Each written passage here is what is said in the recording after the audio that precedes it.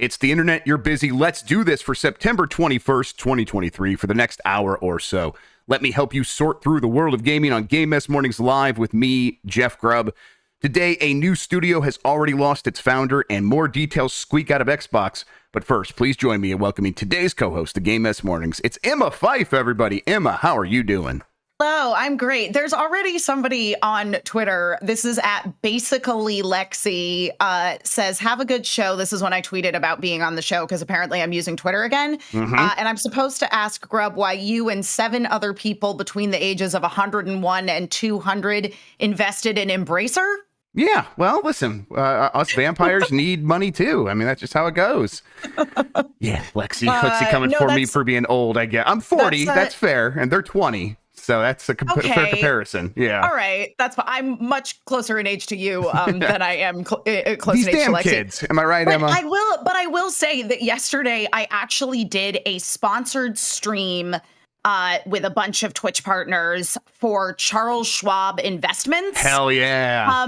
And it was a D&D campaign, so I DM'd it. And basically what we were doing was we were doing time skips wherein the players could invest in different businesses in the town. Oh, fun. And we had like a guy from Charles Schwab who's like an actual financial advisor who literally would like make dice rolls and do math to figure out how these things vested over time. It was absolutely wild. It was a blast. I can tell that I'm an old man because what you just described there sounds like the best thing in the world. That sounds like so much fun. Truly, I have to tell you that literally everybody I have spoken to about this who is over the age of 30 is like, damn, that's awesome. Yeah, so that's you can check out that VOD on Pobelter's Twitch channel. And it was this. I just want to shout out Pobelter for a second. He's a League of Legends pro, and he, when we started, said, you know, are we going to have to do a lot of role playing? Because like, I don't think I'm going to be very good at that. And like my other two, like one of the guys on the stream was Cleo Thomas, who's literally an actor. And so I was like, no, you're going to be fine. Like just follow Cleo's lead. Like he's an actor. It's going to be fine. It was like having a child in theater class who discovers in theater class that they love theater. Like it was such a magical moment. Yeah, he was great. So anyway, I love that. Yeah. Tabletop RPGs, they're fun. If more tabletop RPGs were about investing, I would 100% be playing every day. That would be amazing. Yep. Yeah, you. My understanding though, Emma, you've been busy. I have been busy. Yeah. So last week was a lot of games previews happening in LA. I am allowed to publicly say that I played Alan Wake 2, though I cannot divulge any details until next week. But Sam the other Lake game, always being cute. I know. But yeah, it was a cool event. I think I'm allowed to say like the event was cool. It was at the same space that we had Summer Games Fest, and I walked in because the other preview that I had gone to that day, which I'll get into in a second, I had just like gone to their office, you know, gone to a room upstairs with some gaming stations and played, and you know, they had your sort of basic, here's some coffee and water bottles and granola bars. Oh no.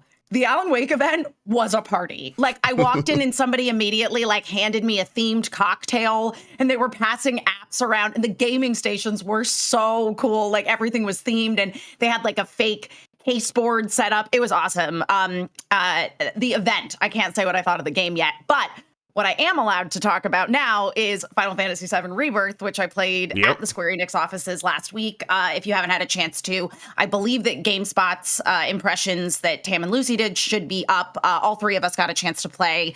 But yeah, so as y'all know, for those of you who've seen me around Giant Bomb and those of you who watched us watch the Summer Games Fest opening presentation when I was name dropping some deeper cut characters in Final Fantasy VII, that is my jam. And I am delighted to report that Final Fantasy VII Rebirth is just sheer joy. What I really loved about it was how goofy it is. And I think that a lot of the time when you get these more like modern gaming adaptations, there's a fear that it's not going to preserve the integrity of the like goofier sides of the previous titles. And obviously, like we saw in Final Fantasy VII Remake, that they were not afraid of the goofy. They like kicked it up to 11 and made it so fun in the whole wall market sequence, the cross-dressing and getting into Don Corneo's mansion. but yeah, I mean, like, we basically got to play part of the Nibelheim flashback, which anybody who's, played Final Fantasy VII, basically as soon as you get out of Midgar, you go to this town called Calm, and Cloud's like, let me tell you what happened in my town 5 years ago. And then you play through that flashback. So I did actually get a chance to play part of that. It was really fun to control Sephiroth. So sick to have him as part of the team. Yeah, that's wild. And then it's so awesome because I remember, like, in the flashback sequences, you didn't actually control Sephiroth even in the OG game. He was AI controlled, but now, like, you got full control, baby. And it's like fully fleshed out, that Final Fantasy VII combat system, but with Sephiroth. 100%. Ooh, yeah, that's with Sephiroth. exciting. And they also added so from the DLC with Yuffie, wherein there were only two people on the team, and the other guy was basically like an AI controller. You were mostly just controlling Yuffie. But they had synergy attacks where, basically it's like a gauge would fill up and then they could do attacks together. Right. They've also added that into Final Fantasy VII Rebirth. But now you can do like 3-person synergy attacks. So the changes to the battle system are great. The other thing that we got to do was explore the area around Junon just to get a sense of what the world map is like. Right. It's big, it feels like there's a lot to explore. There's a lot to do. There's a lot you can do with chocobos. They were very kind and gave us chocobos right off the bat. My only sort of gripe about chocobos.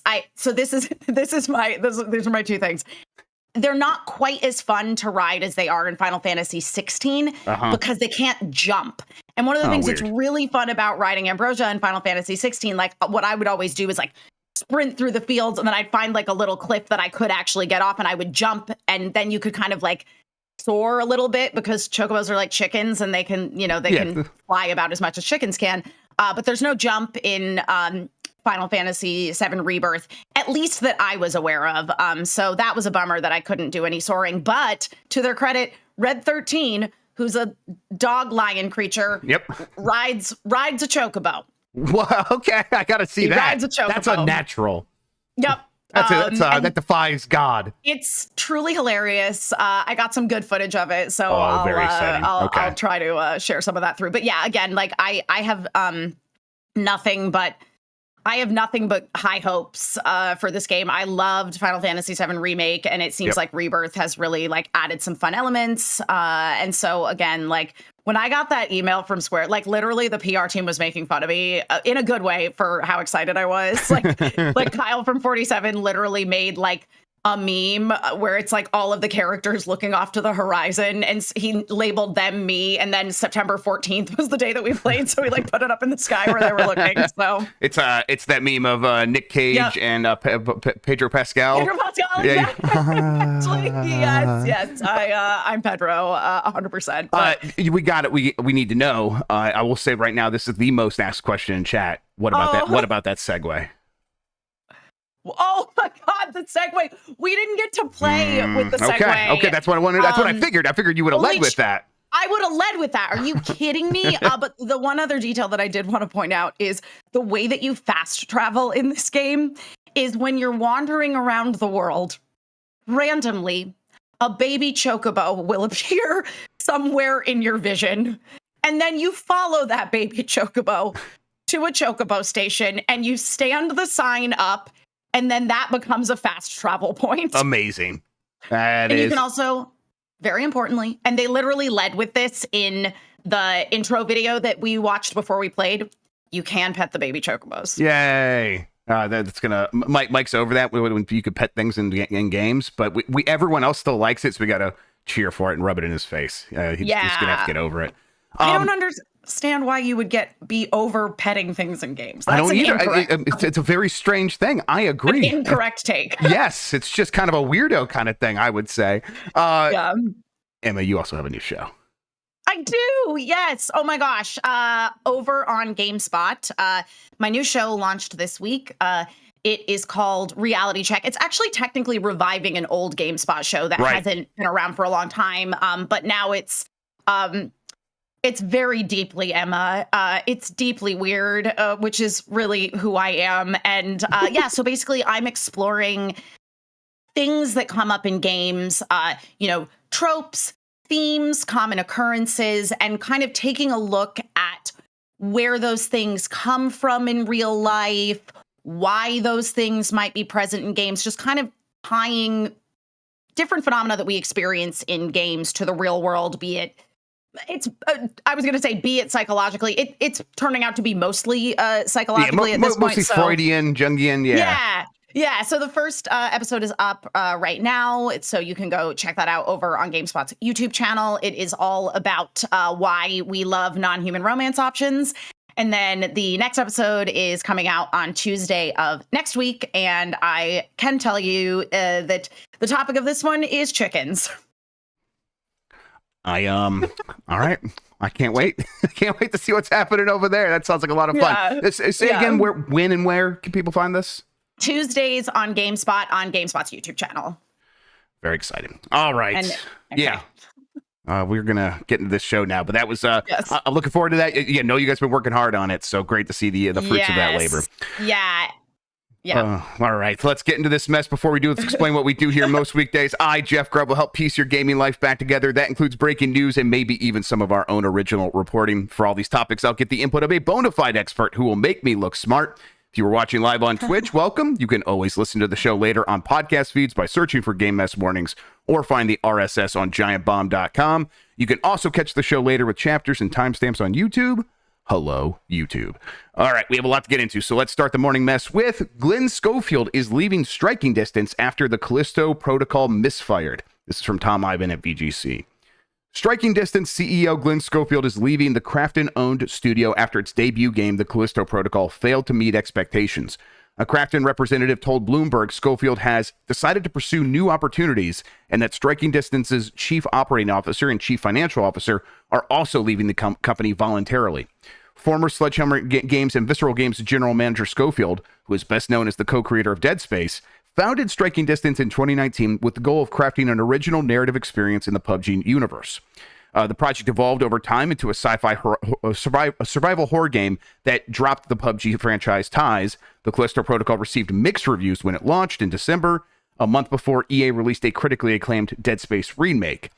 In January, an analyst claimed Krafton had targeted 5 million sales for the Callisto Protocol, but following a slow start, it could struggle to reach 2 million by the end of this year.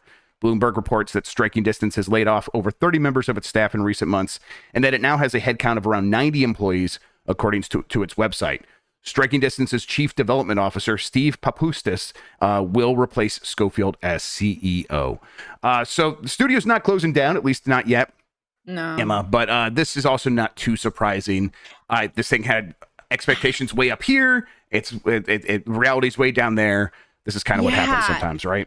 You know what's really, I'm trying to remember exactly which of the State of Play Game Awards, anything that shows off a bunch of game trailers. I remember there was one presentation, I don't think it was the Game Awards, I think it was maybe like the State of Play before that or something, where every other title was a space horror game. Like I remember Bailey and I think that was the Game Awards. I think it was the Game Awards. Maybe it was Game Awards. Yeah. Because I remember watching, I was co-streaming, Bailey and I were co-streaming, and I remember sitting next to her on the couch in the fandom office, and we were just like, another space horror game? Like, all I'm getting out of this is never go to space. Exactly. So, I mean, I think it's interesting, because I think a lot of what's happening in the gaming world is something that we are, it's interesting with games, because games, it's more about expectation, and in film and TV, where we're also seeing I think, Tam and Lucy did a spot on over on GameSpot recently, where they were basically talking about how, like, there's too many video games. And it's the same thing with film and television, except for with television, with all these streamers, they'll drop a show, and if in the first season it doesn't get super duper popular, it gets canceled. And with games, it's more like, if they don't, sell copies right off the bat and only get mixed reviews, then that's gonna automatically put studios in trouble. And it feels like we're in an era wherein it's kind of difficult to break through all the noise, and very similar to what's going on in TV. You have a lot of TV shows and things that do have a small, really dedicated audience. And I think that you get that with games as well. But unfortunately, it's like, because there's so much to compete with, and especially when you are creating a game on a really large scale like this, not just a smaller indie title, it is not surprising to me that this is how things are going with striking distance. It is unintuitive the way this is all working, right? Where the more specific you make a game, the broader its appeal somehow. And it's like, if you were a company that's like, hey, we need to make a big hit, what do we do? Well, it's like, well, let's make sure it's easy for enough people and it's welcoming and it's all these things. And yeah, space horror, there's a lot of horror fans out there. But let's spend a lot of money on the visuals. Let's spend a lot of money making sure that it looks slick. And then people are like, yeah, okay, I'm going to go play Baldur's Gate 3 that has all these very minute details that they paid attention to. And I'm going to like just obsess over that. And it's like, you kind of can't manufacture the kind of thing that like a game like Baldur's Gate 3 did. And, not that that's a great comparison for the Callisto Protocol, but still, it's like the Callisto Protocol is in this situation where you can't make a game like that without spending a ton of money. I can't remember what the number was, but it was something like over $100 million, maybe even getting up close to $150 million for this game. Mm-hmm. It was a lot of money to make this game. And it's like, yeah, I mean, what's the alternative? It's just your game has to look worse. It has to look cheaper. And for games these days, if you are trying to break out, that's not really an option unless you have some other magic sauce inside there. And that, again, you just can't pull that out of a hat. You can't just manufacture that. So I get how these things keep happening, but it does continue to show the unsustainability of these big games and the business model a lot of these publishers have, where games are just getting bigger and bigger and bigger and bigger and bigger, and the amount of people required to make them is bigger and bigger. And now there's only a few companies that can justifiably do that a handful of times without getting a hit after hit after hit. And even like the biggest companies, like we saw, and I don't have the story here because it's like this, it's kind of still breaking a little bit. There's some details about how much profitability at Xbox, Nintendo, and Sony have, and I think it was estimated by Microsoft, so it might not be fully accurate. But basically, it was like, hey, Sony spends the most money, and then their profitability is actually lower than Xbox and Nintendo. And it's like, when you look at it, if you look at those games that they're putting out, that makes sense because their games are bigger and more expensive than the other ones. And it's like, what if one of those goes bad? What if like two in a row flop? That's real bad. Absolutely. And I mean, Sony's model is releasing games. Yes, the biggest like games. I know the biggest games. Exactly. Nintendo is too, but Nintendo's always going to Nintendo. They will always have their core properties that are only ever going to be on Nintendo And they are not systems. afraid to save a buck on things here and there. 1,000%. 1,000%. Sony spends all the money to put out all these flashy looking titles. Meanwhile, you have Xbox, whose focus, yes, they are definitely, dipping their toes in the but not in the IP same game. way Sony Obviously, is. not in the same way that Sony is. Obviously, they own Bethesda and they put out Starfield, and you can only play that on Xbox or PC. But I mean, I still stand by Xbox's model is Game Pass. They just want you to have a Game Pass subscription. Yep. It's yes, for sure. And it's like, and that means a variety, and there's a lot of incentives that are very good there, but it's, it's if you were just like looking at this from how these decisions get made and how these companies feel good about that, clearly it's working for Sony. So they're going to keep, they're going to keep doing it. But you also see why they are eyeballing games as a service, and not just eyeballing it. That's their big investment push right now. Is, hey, we need games that like cost way less than what we're spending, or even if they do cost the same, they have the potential to make way more down the line, and not games that are going to be kind of like $20 to $30 2 years after they come out, after they cost $200 million for us to make. And it's like, I can see how that would be pretty like, you look at that, it's like they're loss leaders. Even though they're probably not losing money, they're not making the profit level that a company like Nintendo is seeing from its games. So it's like, okay, well then we have to make it somewhere else, and that's going to be the games as a service. And obviously Sony makes a ton of money from like Fortnite and Call of Duty and all that stuff. But for companies that aren't Sony, that aren't Nintendo or Xbox, it's, they don't have the ecosystems. The Crafted doesn't have an ecosystem. They have the PUBG ecosystem. If you're playing PUBG a lot in the mobile game, sure. But if you like, hey, me and my friend group are now going to go play a different game. If you're PlayStation and they're still playing on PlayStation and they start spending microtransactions on there, you're going to get a cut of that. If you're crafting, you have PUBG, but that's not going to be around for forever. So you are looking for the next thing that could start generating revenue. And if it's not this, it's like, okay, well that's not just a kind of a disappointment. This is a threat to our existence, because that was an opportunity cost that we wasted. We burned that, and now we have to do that all over again. And now we're going to be even more risk averse. We're going to have even less money to spend on this stuff.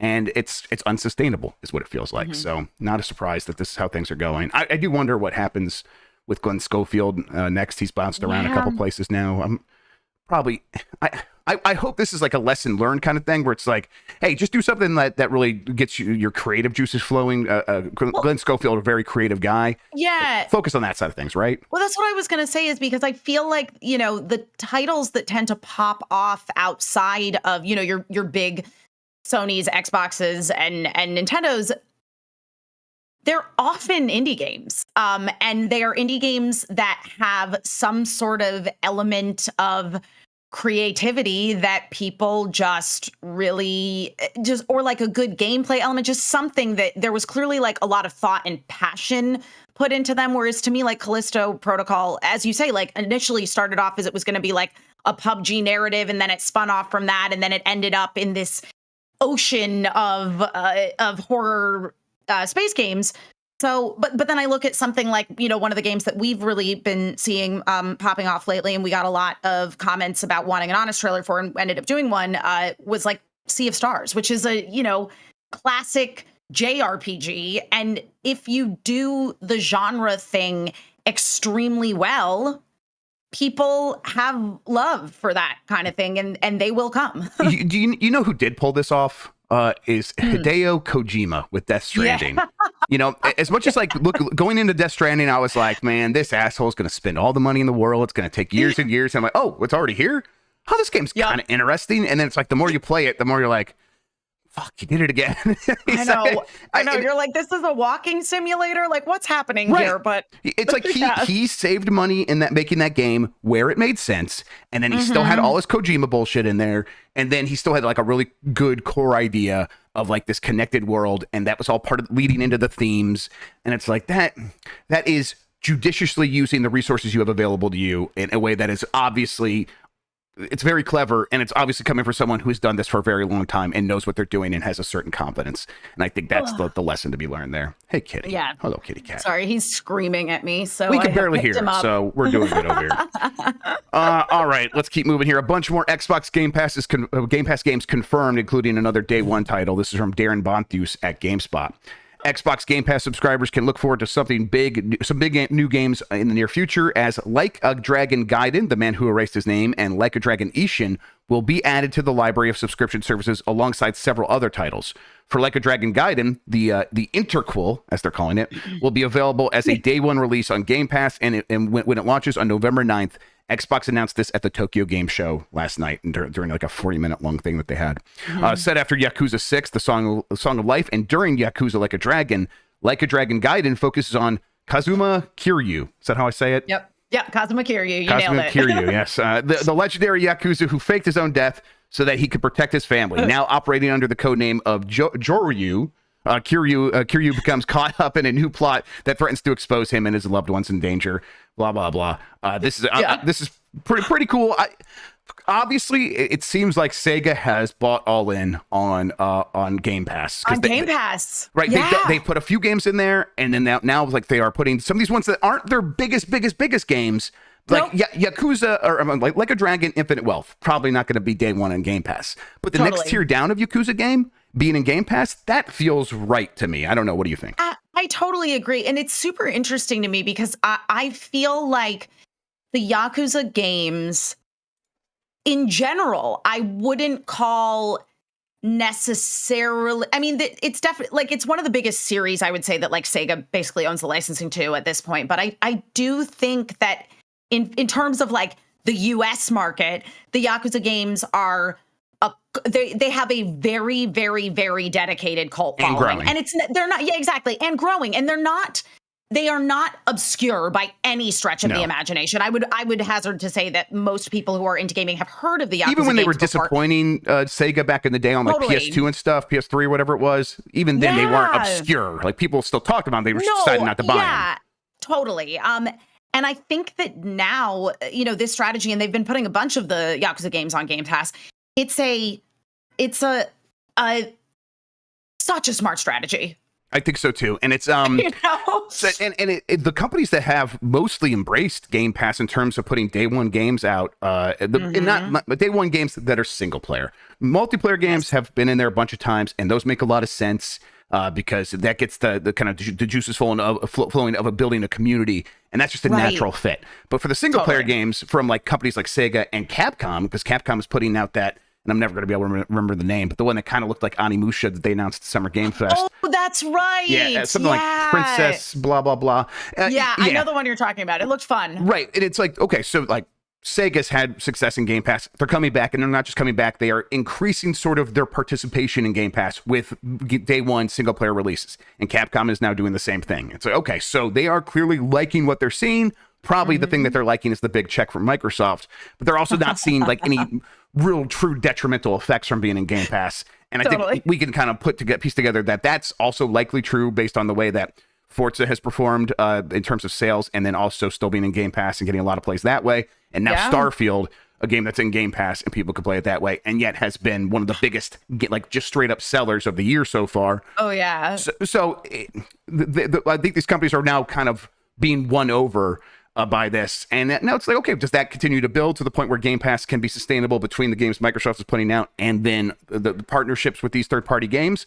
Seems like they could get there. It's at least it's not moving backwards at the very least. It's definitely not moving backwards. And I know that I've talked about this before, but I think that one of the smartest strategies that Microsoft has had, because obviously, you know, they express interest in these things, and then basically these companies are in a position to say, yes, buy our game for Game Pass. And, you know, we agree to this deal, basically.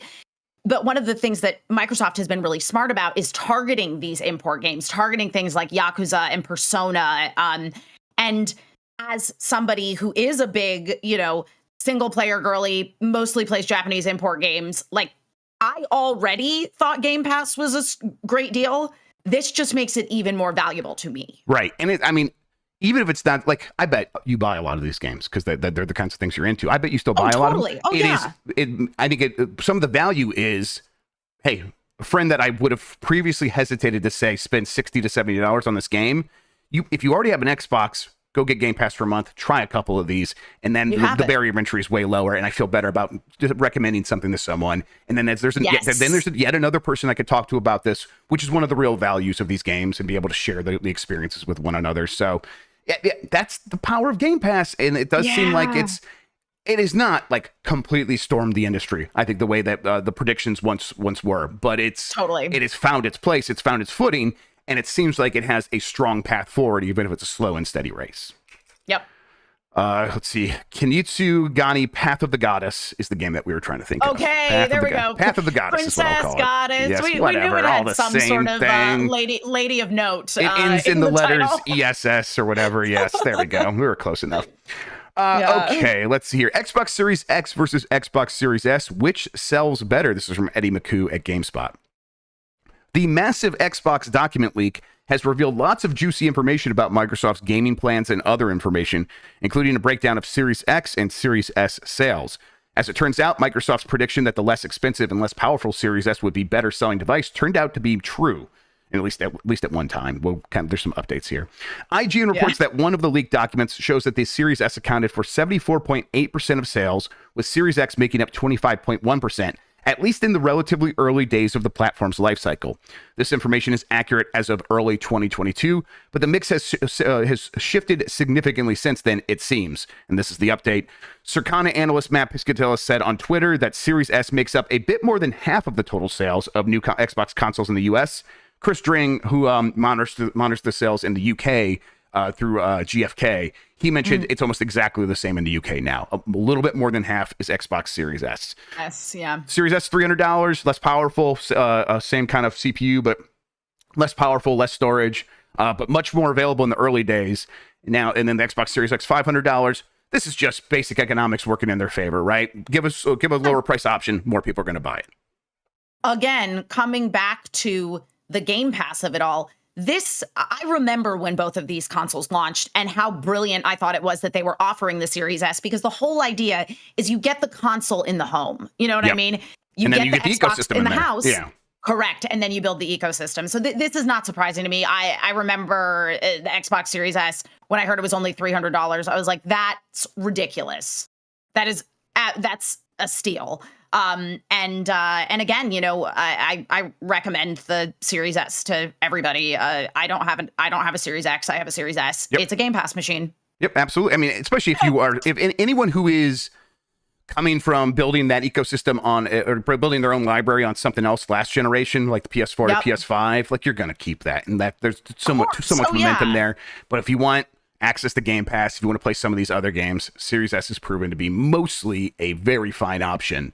And it's definitely the one, like, for people who are like just kind of curious about games, or like maybe they're like wanting something gaming related for Christmas. It's like, that's the gift one right there. I think that for PlayStation, it's like, it shouldn't be that hard to fight against it with like, oh, it's only $100 more to get a real PS5. Sure, it's a digital edition, but so is the Series S. It's only $100 more, and you get the full-fledged, full-fat experience. I know. But the digital edition has been so rare to find. I mean, I got one, but it took me weeks of like actively searching for it. I wanted a digital one. I was like, I don't need one that has discs, but of course I have a disc one. Yep. And then you can compare it to the Switch, which is $300, but $350 for that OLED. And you look pretty good compared to that too, because you're significantly more powerful than that. Oh, much more powerful. Yes. And if you need an example, just look at the side-by-sides of Mortal Kombat 1. Yep, looking pretty rough over there. We'll see. We talked about that yesterday, where it's like, yeah, they're going to update it, but we'll see how far they're able to get. We'll see. All right, moving along here. Criterion joins EA Entertainment to focus on Battlefield development. This is from Tom Ivan at VGC. Criterion Games has moved divisions within Electronic Arts to work on the Battlefield franchise. EA restructured its studios into two organizations this past summer, and Criterion has switched from EA Sports to EA Entertainment. It will also continue to work on the Need for Speed series, according to Respawn co-founder Vince Zampella, who now leads the EA studios responsible for Apex Legends, its Star Wars games, and Battlefield games. As we said before, we're all in on Battlefield, he said in a blog post. Today, Criterion is added to our world-class Battlefield studios dedicated to ushering in a new era for the franchise. The majority of the team will be working alongside DICE, Ripple Effect, and Ridgeline that are led by Byron Reed, GM of Battlefield. Criterion's experience with Battlefield, our technology, and building engaging experiences will have an immediate positive impact as we continue to work on Battlefield 2042 and as we continue pre-production on a connected Battlefield universe. EA announced in February 2020 that it had handed Need for Speed development duties back to Criterion as it planned to restructure Ghost Games, which made the last 4 entries in the racing series. Criterion's one that's always kind of up and down, where I'm like, a lot of the key talent that worked on the games that I remember Criterion for, the Burnout series, even Black, a lot of them have moved on. But they have maintained a culture, it seems like, that it has shown up when they do pop up as, hey, we developed the cockpit fighting stuff for the Battlefront series, for Star Wars Battlefront. Right. And then we did the VR stuff, and it's like, yeah, this feels like a Criterion thing. And then they have been definitely supporting on Need for Speed for some time. Yeah, Ghost took over, but Ghost, actually, a lot of former Criterion people work there as well. So it's like that culture has existed. I think for me, I'm like, continue to be curious about the future of Battlefield. And this seems like they know that they need to continue to invest on that and like bring it back and reestablish it as a premier franchise. But I wonder if that's good money after bad at a certain point. Is Battlefield's time over, or am I just like missing something there? I don't know, because I was thinking about that too. I was like, I remember Battlefield, but it's never at like the forefront of my mind. In fact, I was So it's interesting because obviously, there are a lot of games in the FPS sort of genre, which I will fully admit, not my cup of tea. But that being said, it's like, it's interesting when you were like, I think that there's two sort of ways to go about it. It's either that you create something that's really unique and pops, or is a game studio that has a lot of respect, like something like Riot did with Valorant, where, they kind of shifted to really push that to the forefront. Right, and that's right there in that Riot launcher, like it has all the advantages in the world, yeah. Absolutely, but I do think that there is space for a legacy title like Battlefield to be revived and pushed to the forefront. I don't know. Let me ask. When you say legacy, what I think is it's going to cost $70. And do you think Do you think okay, that here's do you what think they that should do. Yeah, do you think this should still be 70, like trying to compete with Call of Duty in that space, or should they shift all the way to free to play? I mean, he's talking about connected that's what Battlefield I was universe. Say. Yes, they should. I know they're talking about a connected Battlefield universe. I think that I'm with you that the way you get this back into the cultural zeitgeist, you get this back on people's radars, is you do a free to play version. Yeah. You just have to. You have I think to these 2042's days. like just completely misread the situation. Yeah. The Battlefield before that was coming out in a time that was basically before Fortnite, and then we went to 2042, and 2042 felt like it was still existing in that world, and everyone was like, I can play Warzone or Fortnite or Apex Legends or Valorant or even Counter-Strike. Yeah, it's $15, but everyone's bought Counter-Strike. So I can play any of these games that everybody has access to without having to like convince someone to spend another $60 to $70. And it's like, well, Battlefield 2042 kind of ran into that wall, I think. And now it's been on subscription services, but it missed its moment. And now they're trying to like clean up the mess a little bit. And it's like, I don't know. People want to like Battlefield. People want Battlefield to be up there as one of these premier franchises. So I think they have that going for them. But it's gonna be tough to really figure out the space. The good news for them maybe is that they see that, and this is not actually good news for them, but the good news for Battlefield is that Apex Legends is on the decline. So it's like EA is going to be very interested in finding the next replacement in terms of being their big, free-to-play shooter that can make a lot of money. So it's like, if you could do sort of a TikTok thing where it's like, here's the tick was Apex Legends, and now the talk can be, all right, now Battlefield's going to come in for a few years as a free-to-play game and replace that. And then as that starts to wane, we'll have the next big thing that is the follow-up to Apex Legends from Respawn and so on and so forth. But we'll see. We'll see. Yeah. All right. Phoenix Wright Ace Attorney Trilogy is coming to Game Pass next week. This is from Tom Ivan. Phoenix Wright Ace Attorney Trilogy is coming to Game Pass next week. It includes remasters of the first 3 games in Capcom's series, which were Phoenix Wright Ace Attorney, Phoenix Wright Ace Attorney Justice for All, and Phoenix Wright Ace Attorney Trials and Tribulations. Phoenix Wright Ace Attorney Trilogy will be available for Xbox Game Pass and PC Game Pass on September 26th. So we're talking about 5 days from now, it'll be available. Additionally, Apollo Justice Ace Attorney Trilogy will be released on Xbox Series X and S in early 2024. Another chance to like introduce this series to a new audience, right? Because I think this is gonna. There's just not a lot of overlap there in the Venn diagram, right?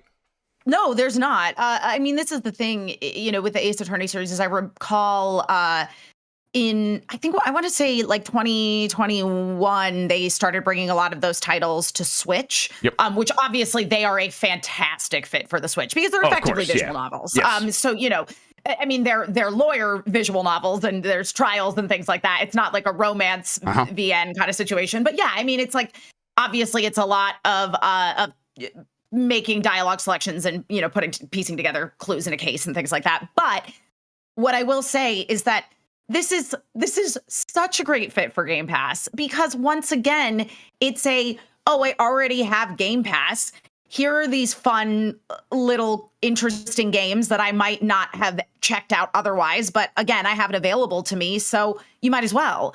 And as you say, it's a great way to introduce this to a new audience. And we're also seeing, again, this is a Capcom title. This is Capcom making its way into Game Pass, which is clearly something that they have an interest in doing. Yep. Just another example. And it's like, for something like this, it's like, you're going to you can go put it on Xbox, but if you put it on Game Pass, it doesn't get lost. It gets that momentum.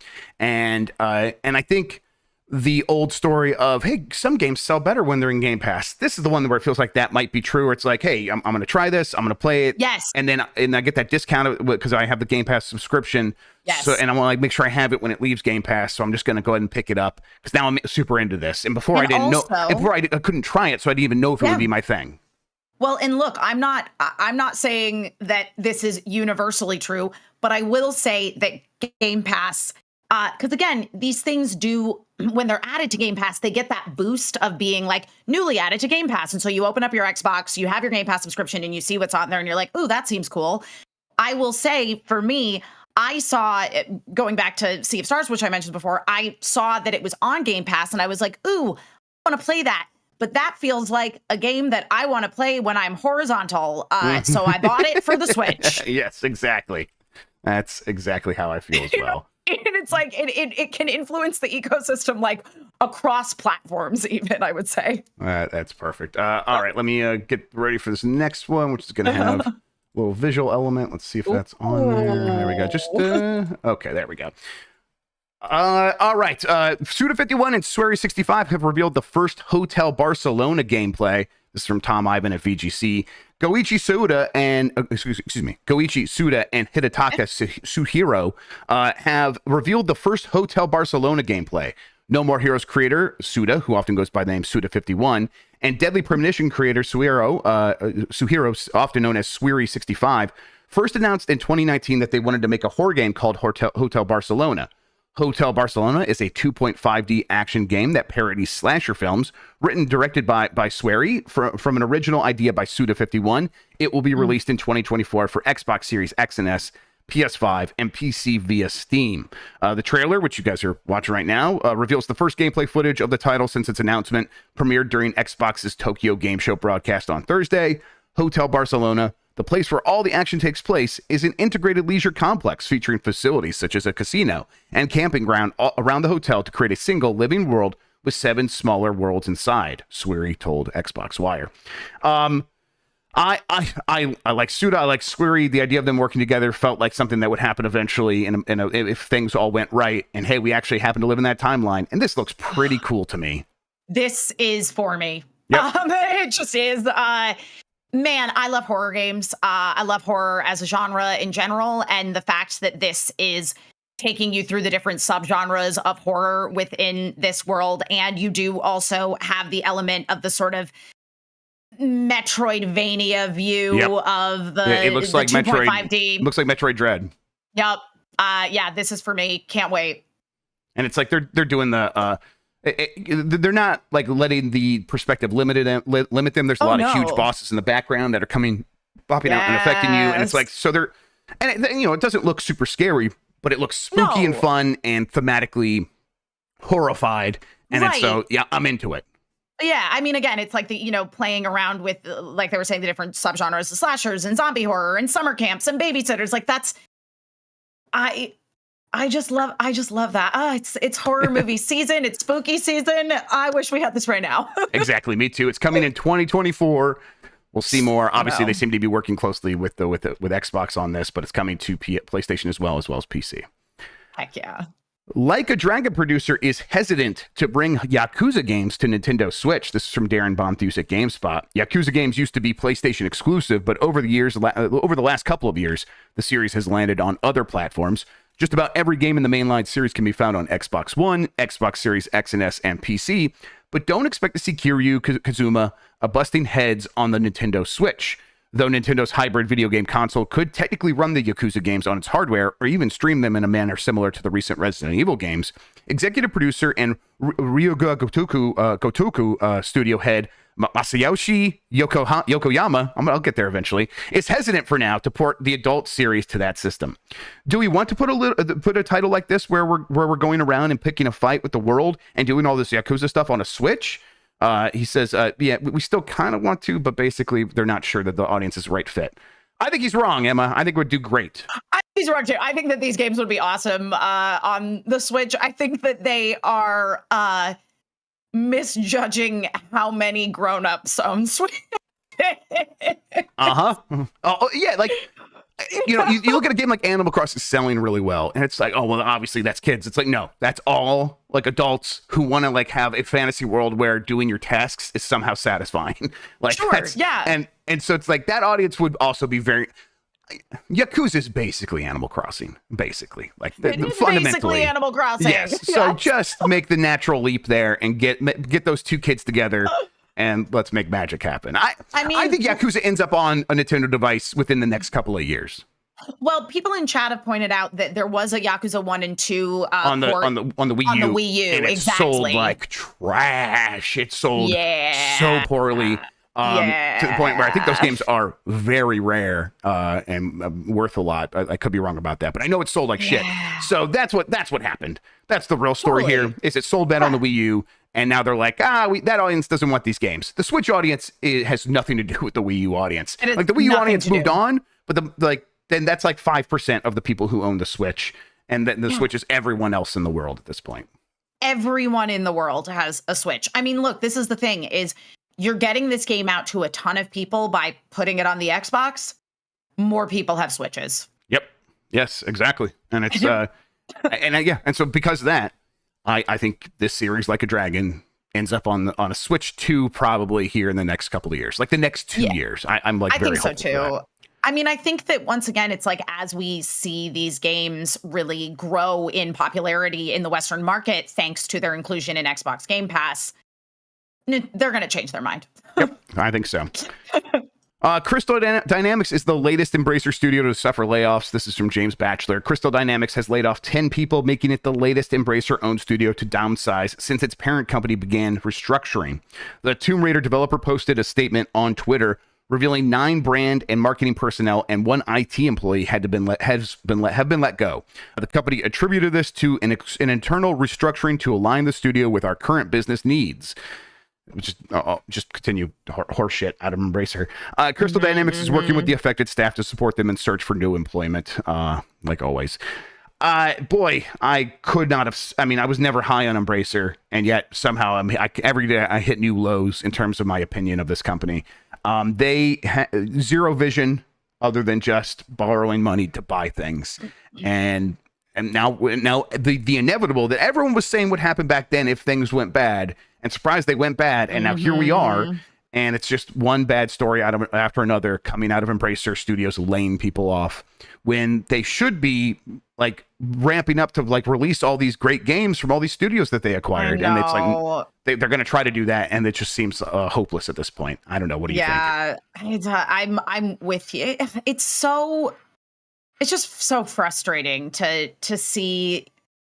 Anytime you see these studios get bought up and then suffer as a result. I mean, this is the thing, is anytime there's any sort of like mergers and acquisitions, there's always a certain number of layoffs as there's some restructuring and things done. But I mean, this just keeps happening in droves, you know? Yeah. And it's like, these studios have had like Crystal Dynamics and a handful of other studios that have experienced layoffs. Many of them have had big successes in the past, and huge successes, and they probably will have more in the future. And Crystal Dynamics has an ongoing working relationship with Microsoft, working on Perfect Dark.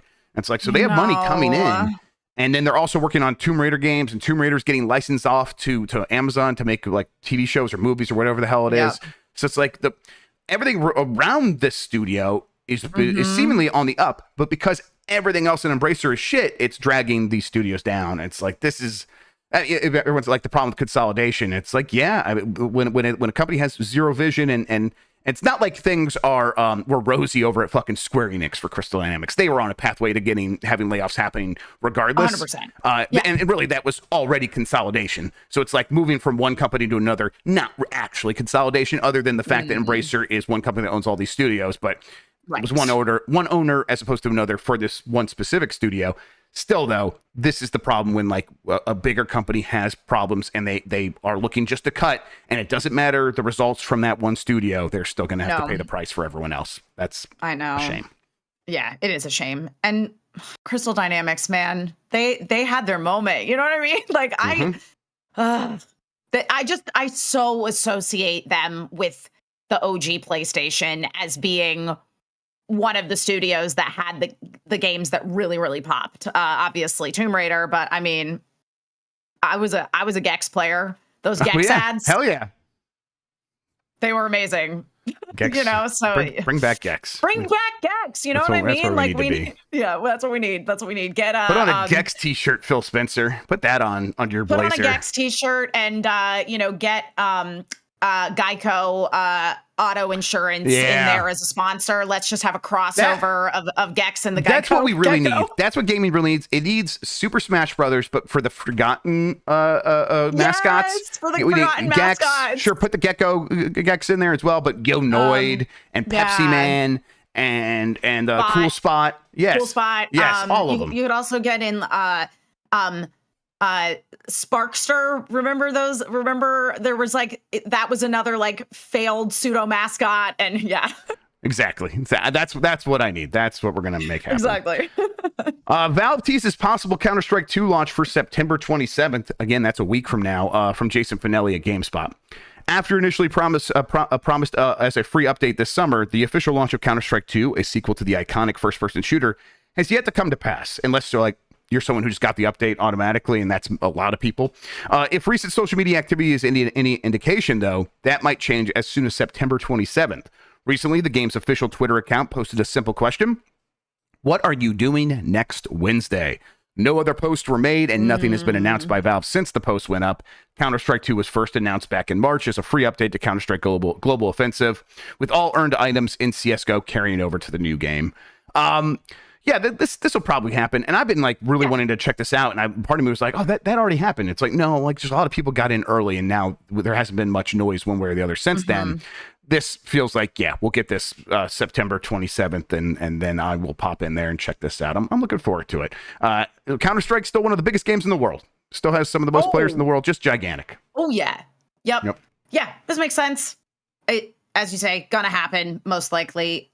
Chat is like, wait, didn't we already know what the release date was? But I don't know. Have they said this somewhere? If they have, then fair enough. But it's like, I knew it was supposed to be coming this world or this year. So, but beyond that, I'm not sure if we knew exactly when. All right, Lego's next Mario set for adult collectors is a giant piranha plant from Chris Scullion at VGC.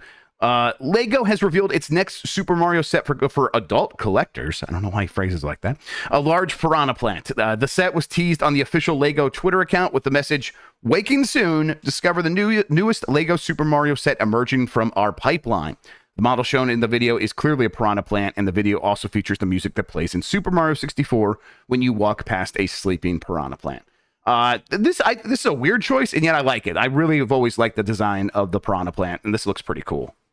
This is amazing. It's so the chat is popping off about 18 plus content being made from Lego by Nintendo. Yeah. It's flesh colored. See, Yakuza developers, grown-ups love Nintendo. That's right. Yeah, I mean, the piranha plant now I will just always associate with the piranha plant activity that you do in Super Nintendo World. I know that when y'all went, it was super busy and you probably didn't do any of the stuff you do with your power-up band to get to the Bowser Jr. fight. So I got to go on the opening night. I went to the opening night party, which was great because there, were not people there, so we could do those games as much as we wanted. And I played all of them on hard mode, which was amazing because it was so fun. Oh my God. But the piranha plant one is hilarious. I know that somewhere floating around on fandom, there is a video of when Bailey and I went to opening night, and you can see us running around like absolute maniacs trying to turn off all of the alarm clocks so the piranha plant doesn't wake up. And that's just forever what I will associate. I'm here to build a piranha plant for my home, though, 100%. I love Lego. I love piranha plants. Let's go. I think this actually looks really cool. They did a really good job on it. So. Oh my God! And the Sonic the Hedgehog sets, which I did get a chance to see at Comic-Con this year.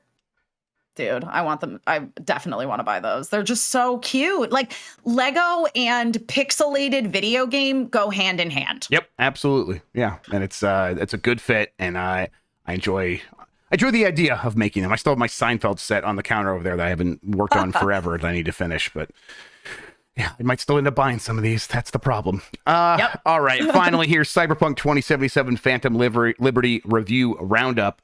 Over at Destructoid, Eric Van Allen gave it an 8.5 out of 10. Says Cyberpunk 2077 Phantom Liberty is a great expansion with a conclusion that easily secures it a spot on CD Projekt Red's track record for great expansions.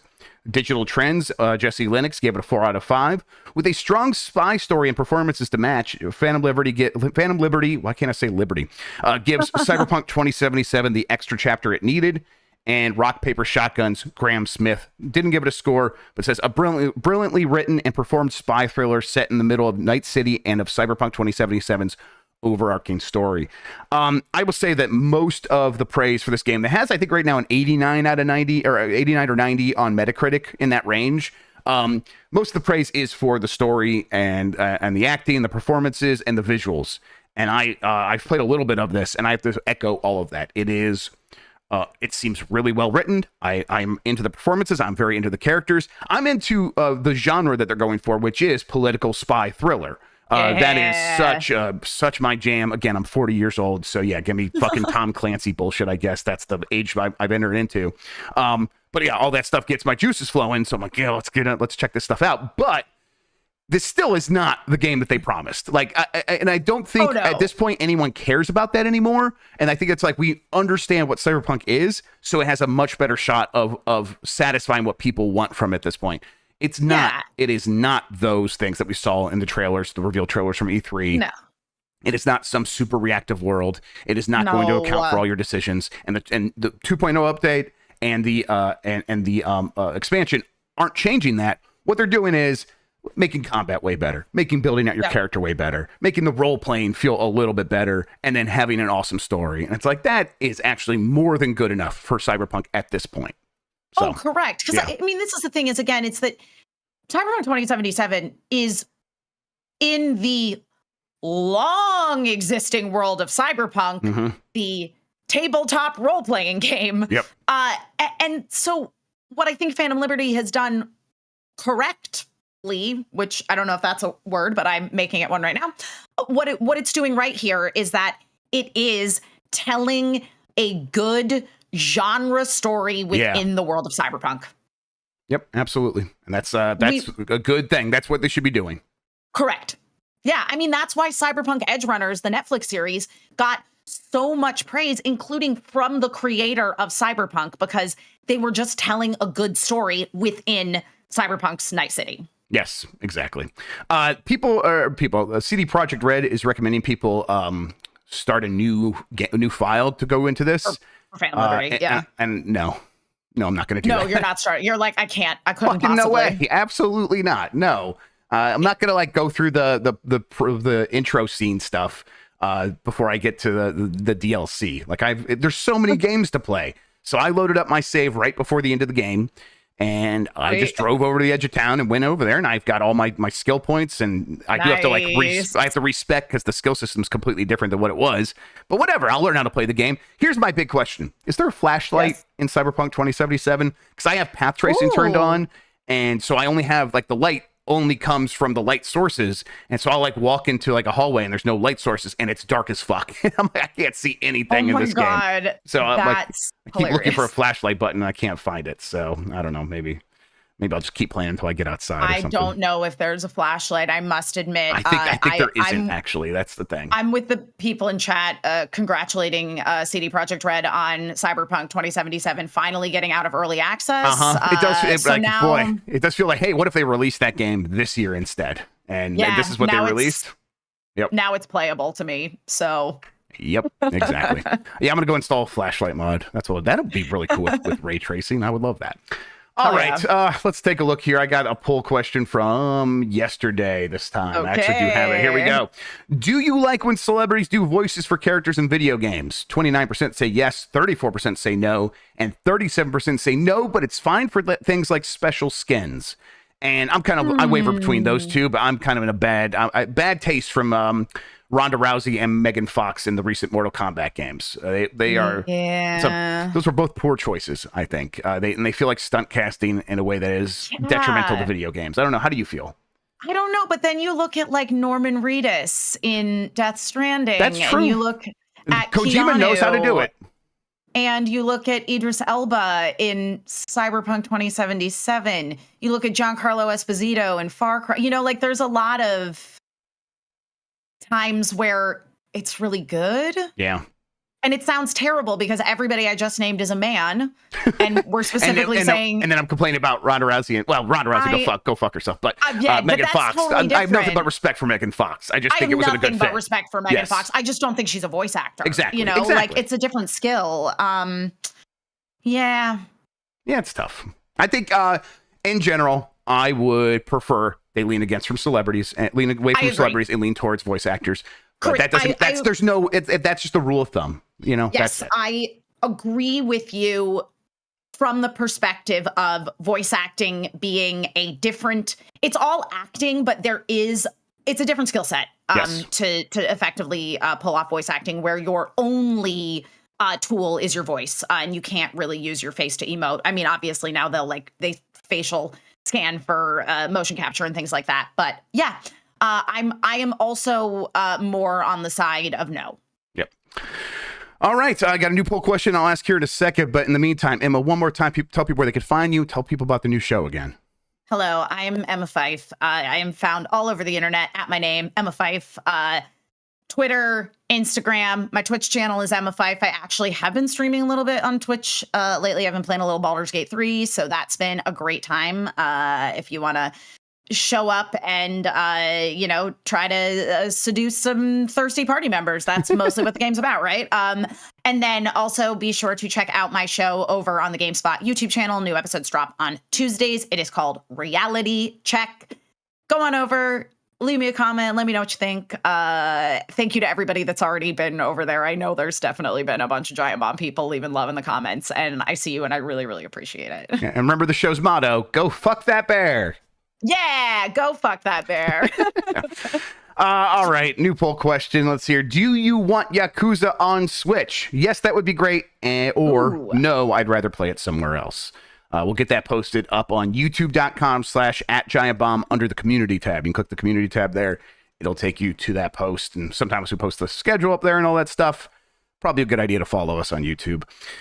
All right, Emma, thank you so much for taking your time to talk with me today about video games. I really appreciate it. Yes, thank you. Thanks for having me. Always a pleasure. Giant Bomb will be back with more, everybody. We got Voicemail Dump Truck. I'm probably going to play Mortal Kombat today, trying to get through Mortal Kombat X as we trying to continue the story modes, and so I can get into Mortal Kombat 1. That'll happen. I should finish that today, actually, now that I think about it. I was pretty close to the ending last time. Get that, and then maybe we'll just hop right into 11 and go there and play that DLC and all that stuff. Also, let's see what else. Oh, Jan busted his butt. He got the Nintendo World thing, not the Nintendo World thing, the Nintendo PAX thing, the video of us touring that floor. He got that up on the site, and it's cool. up on YouTube. You can watch our trip there. The best part is when we see Kirby waddling sideways through one of the aisles so he can go have a water break, and we're just like all flabbergasted, all our jaws on the floor. It's a really special moment, but everything in that video is really, really great. I'm really happy that Jan was able to capture most of that magic. So go watch that right now. We'll have more videos of our trip to PAX here pretty soon as well. And then tomorrow we'll have UPF. We're going to play Party Animals. I'm looking forward to it. Kind of can't wait. Until then, though, everybody, have a good one. You're the best audience in gaming. Take care of yourself, and goodbye.